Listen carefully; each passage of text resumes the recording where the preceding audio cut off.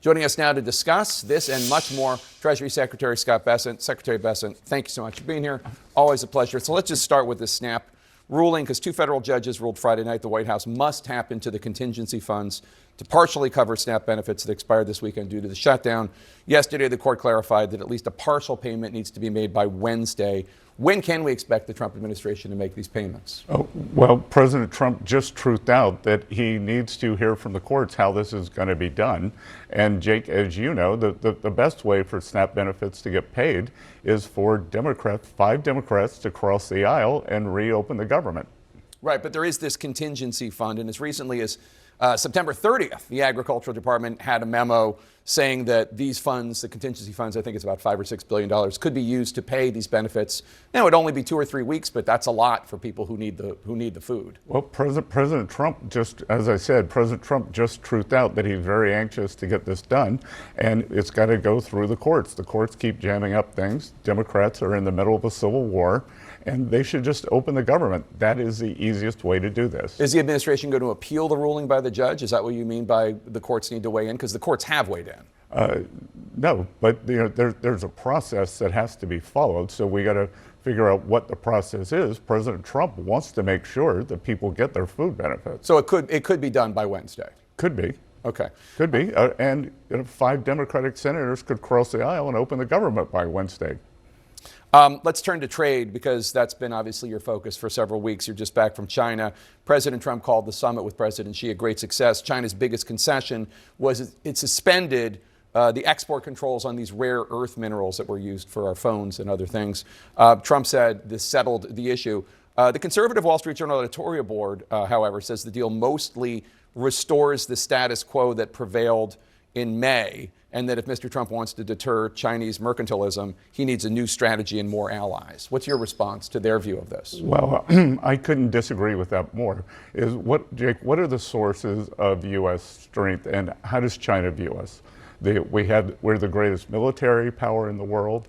Number 2, we have the greatest economy. We have the reserve currency. And number 3, it's our innovation and technology. And everything that came out of the conference between President Trump and President Xi, they gave the U.S. more leverage. Now, China has invoked this rare earth export regime. They did it once on April 4th for rare earth magnets, and they tried it again on October 8th. On October 8th, the president very forcefully pushed back. He threatened to add 100% tariffs to Chinese products, and we were able to negotiate a 1-year pushback, or a 1-year suspension for this licensing regime. And the licensing regime, let me tell you, is for everything that contains rare earths produced in China that has 0.01%. It was completely unworkable. And Jake, it wasn't the US versus China, it's China versus the world. They put it on the whole world, and the whole world pushed back. President Trump, the leader of the free world, pushed back on behalf of the whole world. So do you disagree with the assessment that all this deal really does is reset things to where they were in May, before a lot of this trade war began? Well, I think it's naive for the Wall Street Journal editorial board, who I call a bunch of grumpy old men, to think that the Chinese weren't going to roll out these rare earth restrictions. They've been putting this plan together for 25, 30 years, and the U.S. has been asleep at the switch. And now this administration, we're going to go at warp speed over the next 1-2 years, and we're going to get out from under this sword that the Chinese have over us, and they have it over the whole world.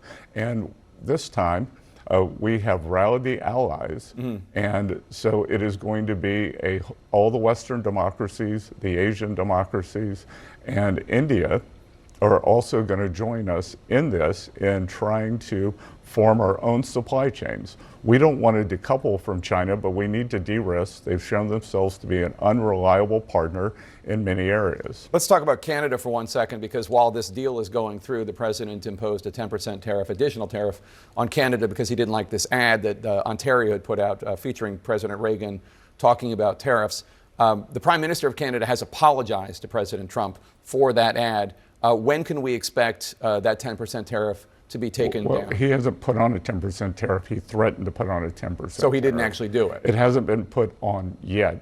And Jake, this is unacceptable that I read that the Premier of Ontario spent $75 million sending propaganda across the U.S. border via Well, it's just Ronald Reagan's own words. via our airwaves. Via our own airwaves. You know, it's the equivalent of election interference. Nobody likes foreign election interference. Nobody likes foreign governments trying to sway public opinion for their own good. So the 10% tariff has not been enacted, and it might not be enacted. We'll see.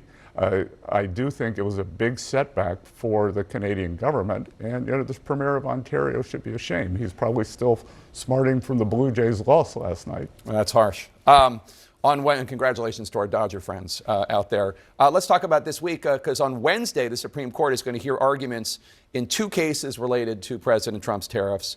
First of all, is President Trump planning on attending the oral arguments? And second of all, given the fact that tariffs are the province of Congress according to the Constitution, even though there is this exception for emergency tariffs, what makes you think that you guys will win this case? Because the president is implementing the tariffs under an emergency authority, and I actually think that the Chinese actions on October 8th by threatening the entire world with rare earth export controls that could have slowed down or shut down the Western manufacturing system by the threatening 100% tariffs under the IEEPA authority, the president was able to get the Chinese to delay this. So if that's not an emergency, I don't know what is. But Jake, if we look back to the spring, the president put 20% fentanyl tariffs on China, and now brought China to the table. They are going to make an earnest effort to stop sending precursor drugs to North America, killing hundreds of thousands of Americans every year. And if the fentanyl deaths are not an emergency, I don't know what is. So he is using these powers under an emergency act, and those are all emergencies. Is President Trump going to be at the court on Wednesday? I haven't seen his schedule. You haven't seen his schedule. Are you going to be there? Sorry? Are you going to go? I'm not planning on going. You're not planning on going. President Obama is out on the campaign trail, and not surprisingly, he's been pretty critical of President Trump. Take a listen.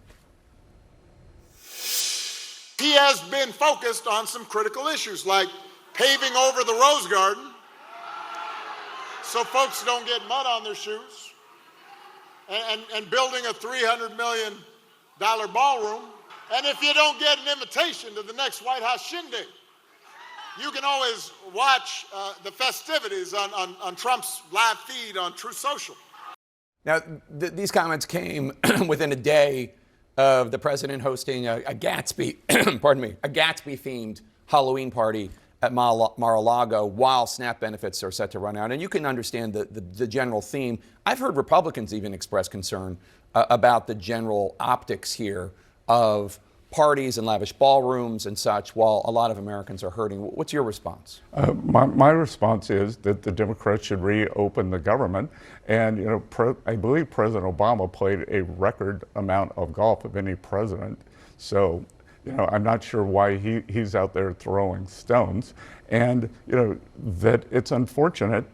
We've got 52 Republican senators who have voted to reopen the government, 3 brave Democrats, and I'm calling here on 5 moderate Democrats to be heroes. Let's reopen the government.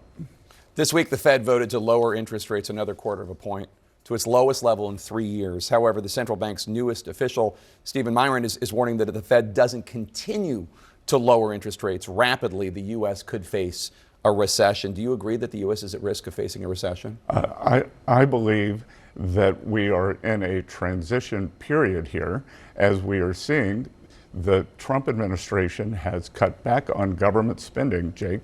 What has gone unnoticed during the shutdown is for the fiscal year that ends September 30th, the government spent less than it did the year before, and because the GDP grew, the GDP, which had been 6.4, the deficit to GDP, which had been 6.4, 6.5% deficit, the highest when we weren't at war, weren't in a recession ever, we were able to bring it down to 5.9%. So we are bringing down government spending, and I would think that the Fed would want to assist with that, because if we go back and look, MIT just published a study that said 42% of the great inflation of 2022 came from excess government spending. So if we are contracting spending, then I would think inflation would be dropping. If inflation is dropping, then the Fed should be cutting rates. But do you think that the U.S. is at risk of a recession if the Fed does not continue to drop rates? I think that we are in